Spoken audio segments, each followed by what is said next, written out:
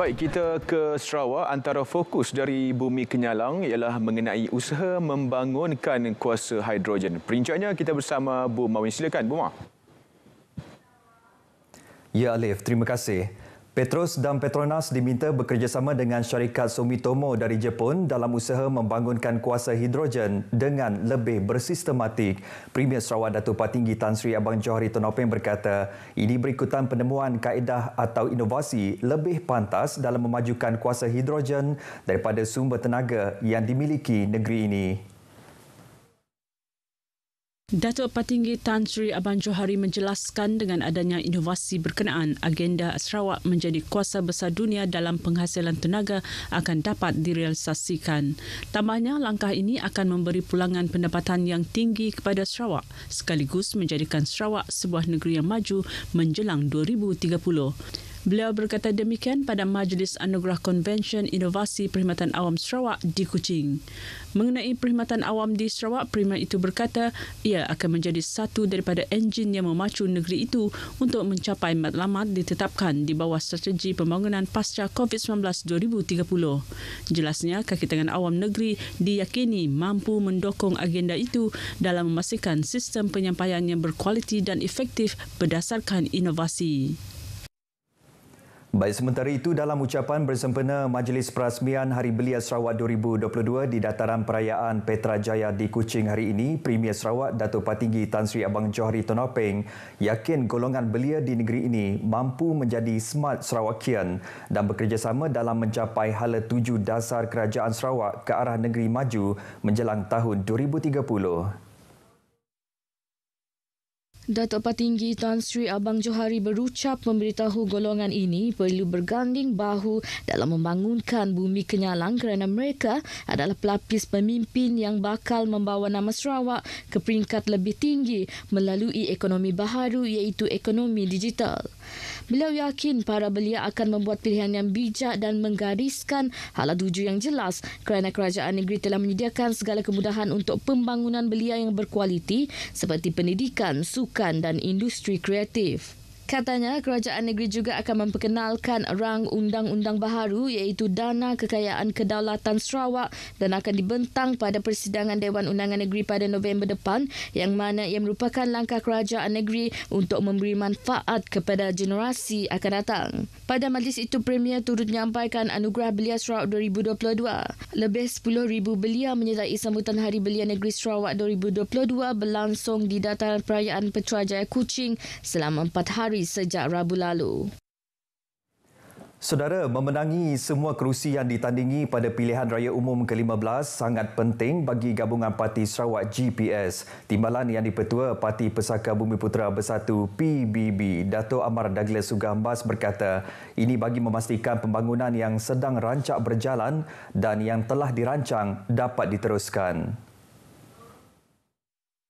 Ke arah itu, Dato' Amar Douglas Ugah yang juga timbalan Premier menyeru penduduk Sarawak untuk terus memberi sokongan kepada GPS dengan memilih calon parti gabungan tersebut pada pilihan raya umum 19 November nanti. Tambahnya, ini selaras dengan sasaran yang diberikan pengerusi GPS Datuk Patinggi Tan Sri Abang Johari Tonopeng untuk bertanding di semua 31 kerusi parlimen dan memenanginya. Dato' Amar Douglas ditemui media selepas merasmikan Pusat Pemeriksaan Karsam Sarawak di Kuching. Terdahulu dalam ucapannya, beliau mengalukan pelaburan bersifat teknologi yang menurut beliau sangat diperlukan untuk pertumbuhan ekonomi dan pembangunan, terutama untuk memacu pembangunan Sarawak menerusi plan strategi pembangunan pasca COVID-19. Selain itu, jelasnya ia membuka peluang untuk anak-anak Sarawak mempertingkatkan kemahiran, menyediakan peluang pekerjaan serta mempromosi Sarawak ke peringkat global berikutan rangkaian perniagaan Karsam yang meluas. Pusat pemeriksaan tersebut merupakan yang keempat di Sarawak selepas Bintulu, Sibu dan Miri. Mini Karnival dan program Jualan Murah Keluarga Malaysia bersempena kemuncak pertandingan Bintang Piramli 2022 di Stadium Perpaduan Petrajaya Kuching menerima sambutan yang amat menggalakkan. Untuk perincian, seterusnya kita terus bersama rakan pelapor Debbie Ahmad Apadan. Debbie, silakan. Baik, terima kasih Buma. Apa yang dapat saya kongsikan, walaupun sejak tengah hari tadi hujan lebat di sekitar Bandaraya Kuching ini, namun itu tidak mematahkan ataupun menghalang keluarga Malaysia di sekitar Bandaraya Kuching untuk datang ke program Jualan Keluarga Malaysia yang diadakan bersempena dengan kemuncak pertandingan Bintang P. Ramlee pada malam ini. Baik, pada petang ini saya bersama dengan salah seorang pengunjung ke program Jualan Murah Keluarga Malaysia ini, iaitu Cik Siti Faizura. Selamat petang. Selamat petang. Okay. Mungkin Cik Siti boleh kongsikan kepada penonton di luar sana apakah barang-barang keperluan harian yang dibeli pada program Jualan Keluarga Murah Keluarga Malaysia ini? Hari itu kami beli telur, nak beli minyak, lepas tu ayam, berpatutan lah. Mungkin benda macam tu boleh diadakan selalulah untuk meringankan beban rakyat bah. Sebab rakyat sekarang tu bukannya ni kan yang memerlukan keperluan yang asas macam yang lebih penting lah. Baik, adakah Cik Faizura akan datang untuk menyaksikan kemuncak pertandingan Bintang P. Ramlee pada malam ini? Mesti peminat P. Ramlee kot. Okay. Mungkin ada finalis yang kita rasa akan menang untuk malam ini. Agak-agak siapa? Mestilah Zon Kuching. Zon Sarawak. Okay. Mungkin boleh ajak kepada rakan-rakan di luar sana untuk yang sedang menonton kita pada petang ini untuk datang malam ini. Jom ramai-ramai kita meramikan stadium kita untuk menyaksikan program nyanyian P. Ramlee. Yeay, P. Ramlee. Baik, terima kasih Cik Faizura. Baik, itu saja yang dapat saya kongsikan dari Stadium Perpaduan Petrajaya Kuching ini untuk program Jualan Murah Keluarga Malaysia. Saya kira itu saja Buma. Kembali bersama Buma untuk perkembangan seterusnya. Silakan. Sungguh meriah sekali. Terima kasih Debbie atas laporan anda. Baik, pekarangan Stadium Perpaduan Petrajaya Kuching sudah mula dihadiri peminat seniman agung Allahyarham Tan Sri P. Ramlee dan menyokong 12 finalis pertandingan Bintang P. Ramlee Kebangsaan 2022. Rata-rata mereka yang ditemui mengatakan bahawa penganjuran kali ini seakan akan mengubat rindu setelah 4 tahun pertandingan itu tidak diadakan. Dia umpama merak kayangan. Kita selain daripada berhibur, mencari apa juga khazanah yang peninggalan daripada arwah Tan Sri P. Ramlee, kita juga membimbing rakan teman kita di dalam ahli kelab peminat P. Ramlee. Sambil-sambil itu sentiasa mengalu-alukan kehadiran warga-warga generasi-generasi pelapis. Jiwa rasa gelora kasih pada teruna. Saya rasa saya minat dengan yang Sabah. Saya rasa memang best lah dia orang. Dah teruja dan tak sabar nak tengok kan malam ni. Dalam Malaysia, dalam bidang seni, TV ke, filem ke, pentas ke, jadi adalah orang macam Allahyarham Tan Sri P. Ramlee. Cuma adanya. Jadi oleh kerana adanya lah apa yang dipolahnya kita ikut. Tapi tak semestinya kita ada jadi satu parti P. Ramlee.